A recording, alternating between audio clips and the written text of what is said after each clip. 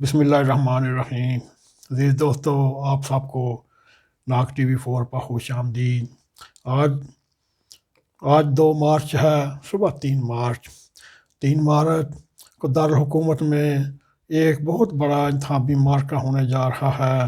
اس کی اونچ نیچ کو بھی انتہائی دھیان سے دیکھا جا رہا ہے، اور آپ کو ہم مارچ کے مہینے میں ہونے والے واقعات جو پاکستان کے ساتھ ہوئے اس کو کچھ بتانے کی کوشش کریں گے۔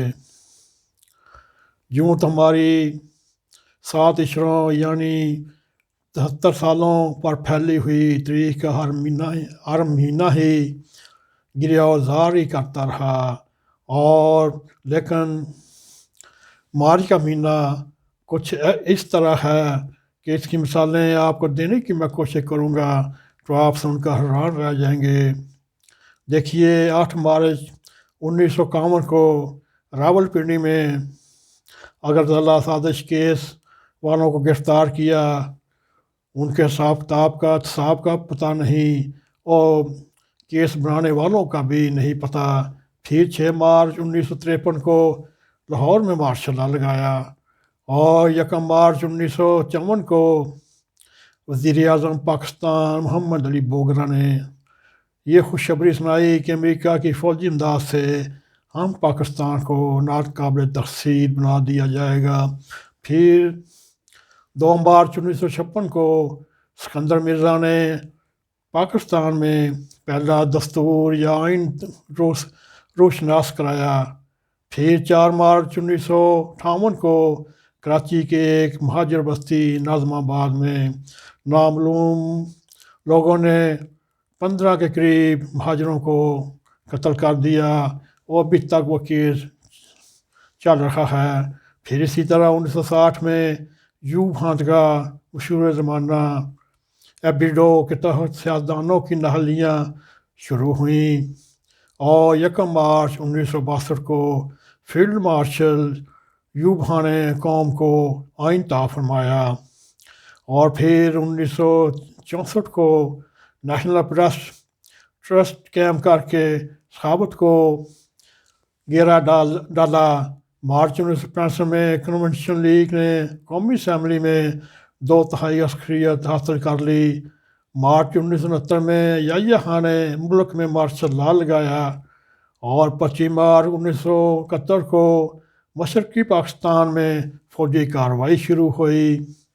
یہ ہمارے عظیم قائد اعظم محمد علی جناح کے پاکستان کا اختتام تھا اور اینڈ تھا۔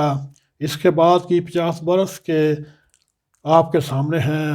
اس میں کیا پایا کیا کھویا، اب ہماری تاریخ کا مرحلہ جاری ہے جو 29 فروری 2008 کو شروع ہوا۔ 2 ساختہ جہاں نیم جمہوری قوتوں کو اذیت دے کر 25 جولائی کو ختم کر دی۔ آپ تو جانتے ہی ہیں، عمران خان اسے 10 سالہ تاریخ عہد کہتے ہیں۔ وجہ کچھ وہ خود ہی بہتر سمجھتے ہوں گے۔ 2008 میں انہوں نے انتخابات کا بائیکاٹ کیا۔ 2013 کے انتخابات میں ان کے قدیمی رفیق جہانگیر ترین فرما چکے تھے۔ پی ٹی آئی کے امیدواروں کی اکثریت کہیں تیسرے یا چوتھے نمبر پر بھی نہیں۔ اگست 2018 میں خان صاحب کے جلوس میں یہ واقعہ رونما ہوا، اور چند حقائق قابل توجہ ہیں دوستو۔ ملک کی ترقی کی شرح نمو 5.8 تھی، اب وہ گر کر -0.3 ہو چکی ہے۔ حکمران جماعت اپنا کوئی انتخابی وعدہ نہ پورا کر سکی۔ حزب اختلاف کے مخالفت کے نتیجے میں پارلیمنٹ مفلوج ہو گئی، کوئی قانون سازی نہ ہوئی، پیداواری سرگرمیاں رک گئیں، عام آدمی کے بڑھتے ہوئے اخراجات کا بوجھ ناقابل برداشت ہو گیا۔ شفافیت کا نعرہ لگانے والی پی ٹی آئی جماعت نے احتساب کو ایک سیاسی انتقام کا رخ دیا، اور خود بے شمار سکینڈلز میں گر گئی۔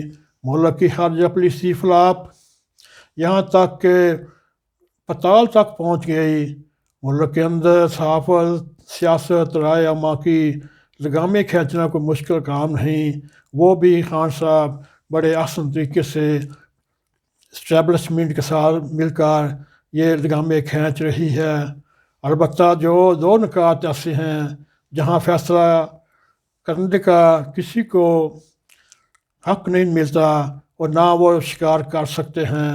پہلا مسئلہ معاشیت کی حرکیات کسی صاحب بہادر کے اشارہ برو کی تابع نہیں ہوتی، یعنی کہ ہماری معاشیت ان اصولوں پر چل سکتی ہے جو باقی پوری دنیا پر لاگو ہوتے ہیں، اور لیکن بین الاقوامی معاملات میں کسی جزیرے کی صورت اختیار نہیں کرنا ممکن ہوتا۔ دوسرے لفظوں میں پاکستان کو سیاسی بندوبست، معاشی تعمیر، خارجہ تعلقات کے بنیادی مفروضات پر نظر ثانی کرنے کی ضرورت ہے۔ دوستو، یہ تھا پاکستان کے بارے میں مارچ کے مہینے میں ہونے والی چند باتیں، اور اس میں آپ خود سوچیں وزیر خارجہ کہاں جاتا ہے، کہاں نہیں جاتا۔ یہ اسٹیبلشمنٹ کی بہت بڑی ناکامی ہے، خارجہ پالیسی، معاشی اور تعمیر اور ترقی، اس میں سب کو ہوش کے نہل لینے پڑیں گے۔ دوستو، آپ بھی انتظار کریں، ہم بھی انتظار کرتے ہیں، صبح دیکھتے ہیں کس کے سر پہ ہواں بیٹھتا ہے اور کس کو شکست ہوتی ہے۔ یہ آپ سب کے لیے بھی انٹرسٹنگ ہے، ہمارے لیے بھی۔ آئیے، اگر آپ کو ہماری یہ ویڈیو پسند آئے اس کو لائک بھی کریں، شیئر بھی کریں، اور کمنٹ سیکشن میں جا کے اپنا ظاہر خیال کریں، اور ساتھ ہی سبسکرائب کریں۔ دوستو، جانے سے پیشتر بیل آئیکن کو پریس کریں تاکہ ہماری فریش ویڈیو آپ تک پہنچتی ہیں۔ اس کے ساتھ ہی ہمیں اجازت دیں۔ السلام علیکم ورحمۃ اللہ وبرکاتہ۔